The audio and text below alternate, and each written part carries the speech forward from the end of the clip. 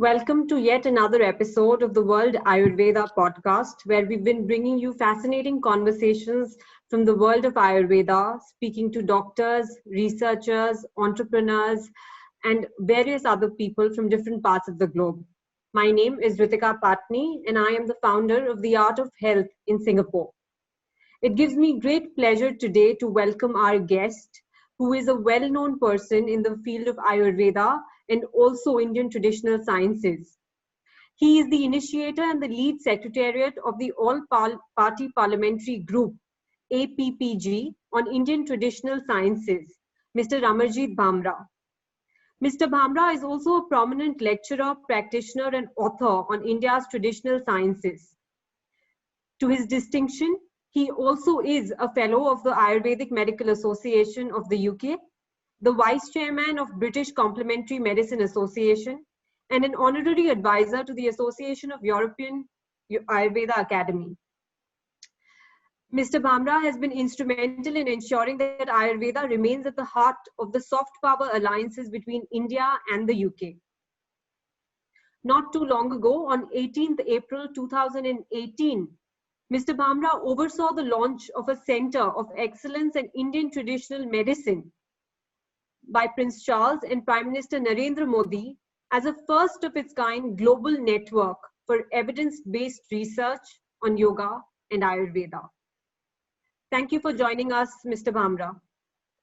Namaste. Absolutely delighted to be with you. Thank you. We are very fortunate to have you here amongst us today. Mr. Bhamra, you grew up in the UK. So how did you end up then discovering Ayurveda? Well, first of all, if I may thank Sudarshanji and yourself and the whole organization, to have this mammoth task to bring all Ayurveda practitioners and associations together to build up this unique Ayurveda Day. So I am very delighted to let you know that, Ayurveda and Indian traditional sciences has actually been part of our family for many, many generations. And when the family left in the early 90s, to emigrate to East Africa, and this art was taken, by my father, who was a very accomplished in Ayurveda and Siddha medicine, and he practiced this in East Africa, and obviously I sort of grew into the family, and that's how I sort of am trying to keep the flag flying, so to speak. Yeah. Wow, that's wonderful. So they must be very proud of what you've done with taking these sciences to other parts of the globe. But Mr. Bhamra, UK has, of course, got a robust public health service in the form of, what is known as NHS. Recently, there was news of yoga being integrated by some GPs in their practice. What, according to you, is the scope of integrating a traditional medicinal system such as Ayurveda in the NHS so as to give public the option of pluralistic medicine, which has a holistic approach? Ritika ji, as you know, and you've also stayed a little bit here in the UK, that this is a very fortunate system that we have, very unique system in the world. And I think, if I'm not wrong, this is perhaps the only nation where access to medical care is free at the point of delivery. So, despite this amazing opportunity that we have on this island, that more than 70 million people who reside here, they still value the science of complementary medicine. And when we speak about complementary medicine, we talk about Ayurveda, and we talk about all the other alternative systems, although I don't really like to sort of use the word alternative, because our systems are the original and they're the natural systems. And so you see that, I was part of Prince Charles's Trust for Integrated Medicine some years ago, and we've done some research.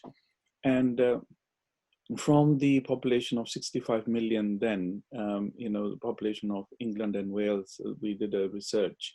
And we found that almost like 35% of the population really wanted to accept complementary medicine.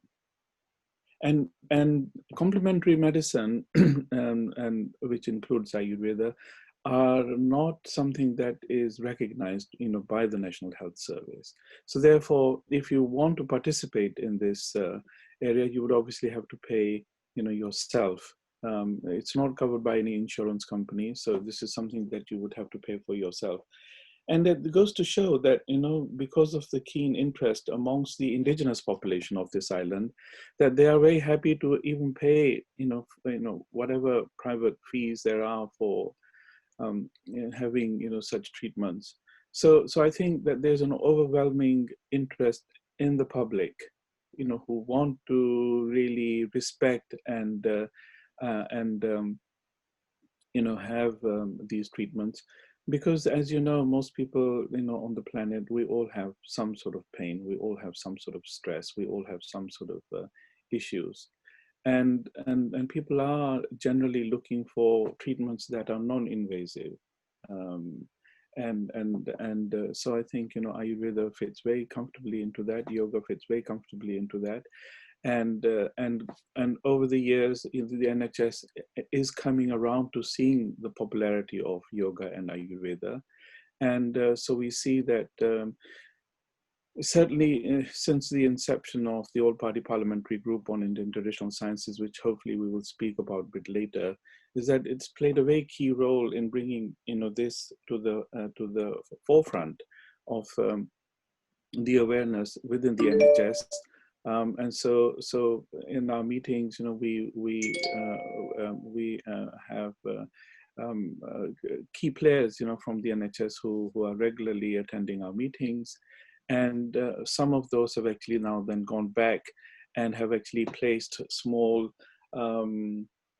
trials, in their National Health Service local settings, where there are trials on various types of, for example, yoga for lower back pain or yoga for rheumatoid arthritis. And so the ice has been cracked. And so therefore we are now seeing fruit of that coming through. And at the end of the day, it is really, the fundamental question that faces all of us is the legitimization, the legitimate acceptance of yoga and Ayurveda and all other Indian traditional sciences in the health architecture of this nation. Wow, that's very encouraging to know some of the points that you just brought forward. Amarjeet, you are, part of the all-party parliamentary group on Indian traditional sciences, and this, of course, is very unique, I think, in its mission, vision, and scope. Can you share with us a little more about the work that the party is doing? Yes, well, I'm grateful for you to say that. I think, and Professor Darshan Shankarji, who heads the TDU University in Bangalore, was our guest here last year at the International Yoga Day. And he fought, quite correctly, he said that this perhaps is the only parliamentary group in the world, which creates awareness for all Indian traditional sciences. And he actually went on to say that even there is no such group in the Indian Parliament. So we're very privileged and very happy to have this group. And the group actually came about, about 7-8 years ago, and there was a European Union directive, which basically brought in they basically wanted to prohibit the import of Indian or any traditional medicines from outside the European borders. And that sort of triggered me to actually set up a campaign in the UK. And that campaign was originally known as Save Herbal Medicine. It was an online campaign. And within a few months, we were holding, very high level meetings within the Parliament, both in the Houses of Lords and the House of Commons here in London, to get political support for this. And we touched a petition over 1 million signatories on the petition to basically demand the freedom of choice for our own health and our wellness. If we're living in England and we can eat all different foods, there's nobody stopping us. And people can be vegan here, people can be vegetarian here, people can be non-vegetarian here, and people can practice a choice of their faith. So why, when it comes to our own health and wellness, should we be contained to follow one particular direction? And so on that basis, the British government then actually took a wonderful, very powerful decision to bring about a legislation, which now means that we here in the UK can import Ayurvedic herbs, in a dry or a fresh form, and Ayurvedic doctors can actually prepare their own medicaments. How originally Ayurveda is supposed to be, because Ayurveda, unique perspective of Ayurveda is that it's a one-to-one medicine system. It's not one pill, one medicine for all types of issues.